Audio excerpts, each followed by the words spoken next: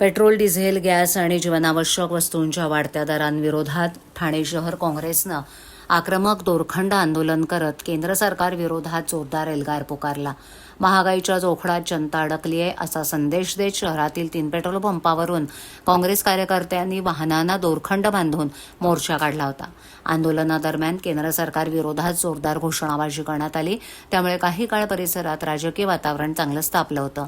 या आंदोलनाचं नेतृत्व ठाणे शहर जिल्हा काँग्रेस अध्यक्ष राहुल पिंगळे यांनी केलं. शरीराला दोरखंड बांधून वाहन हाकत त्यांनी केंद्र सरकारच्या आर्थिक धोरणांविरोधात अनोख्या पद्धतीनं विशेष निषेध नोंदवलाय. इंधन दरवाढ कमी करा, महागाई रोखा, सामान्यांना दिलासा द्या अशा घोषणांनी परिसर दणाणून गेला. काँग्रेस कार्यकर्त्यांनी हातात फलक घेऊन केंद्र सरकारच्या धोरणांविरुद्ध संताप व्यक्त केला. वाढत्या इंधन दराचा थेट फटका सर्वसामान्य नागरिकांना बसत असल्याचा आरोप आंदोलनकर्त्यांनी केला. पेट्रोल, डिझेल दरवाढीमुळे वाहतूक खर्च वाढला असून त्याचा परिणाम भाजीपाला, अन्नधान्य, दूध, गॅस तसंच इतर जीवनावश्यक वस्तूंच्या किमतीवर होत असल्याचं त्यांनी सांगितलं. सामान्य नागरिकांचे महिन्याचे बजेट कोलमडलं असून केंद्र सरकारनं इंधनावरील करवाढ तातडीनं कमी करावी अशी मागणी यावेळेला करण्यात आली. या आंदोलनात महिला अध्यक्ष स्मिता वैती, सेवादल अध्यक्ष रवी कोळी, प्रदेश सदस्य निशिकांत कोळी, भालचंद्र महाडिक, महेंद्र म्हात्रे, बाबू यादव, लोकेश घोलप, मीनाक्षी थोरात इत्यादी सर्व स्तरातील पदाधिकारी आणि कार्यकर्ते मोठ्या संख्येनं उपस्थित होते. केंद्र सरकारच्या चुकीच्या आर्थिक धोरणांमुळे देशातील सामान्य माणूस महागाईच्या खाईत ढकलला गेलाय. पेट्रोल, डिझेलचे दर वाढवून जनतेची लूट सुरू आहे.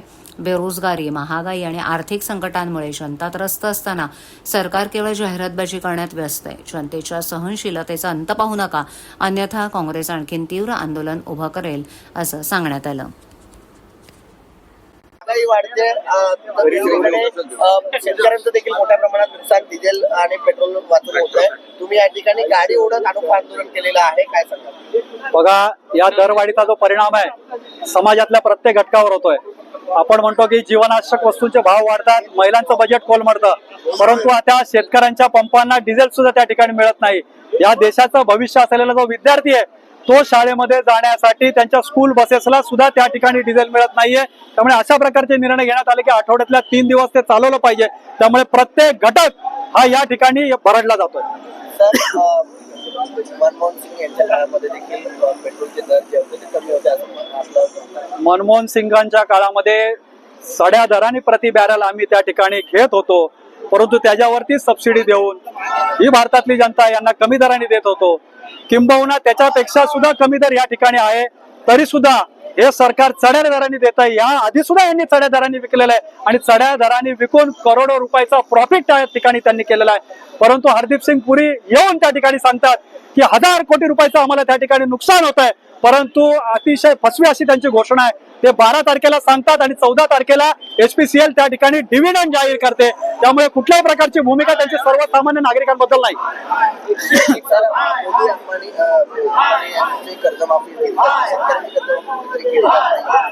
शेतकरी जो आहे तो डिझेल आणि पेट्रोल वाचून त्रस्त झालेला आहे. बघा, परदेश दौरे ते तर करतायत, त्यांच्या व्यापारी मित्रांसाठीच करतायत, अडाणींसाठीच करतायत, अंबानींसाठीच करतायत, परंतु देशावर संकट आल्यानंतर आव्हान मात्र सर्वसामान्य जनतेला करतायत. सर्वसामान्य जनतेला सांगतात की तुम्ही ऑनलाईन करा, वेगवेगळ्या प्रकारच्या घोषणा त्या जनतेसाठी करतायत. पण माझं नरेंद्र मोदींना आणि भारतीय जनता पक्षाला या सरकारला आव्हान आहे, मागील काळामध्ये ज्यावेळी देशावर अशा पद्धतीची संकट आलेली होती, मग राजा असतील, महाराजा असतील, सरंजाम असतील, त्यांनी आपली संपत्ती या देशाला दान केलेली होती. तर नरेंद्र मोदी यांनी अडाणी असतील, अंबानी असतील किंवा मोठमोठे व्यापारी असतील, त्यांना सांगावं की त्यांनी आपली अर्धी संपत्ती या पॅनिक सिच्युएशन मध्ये देशाला दान करावी.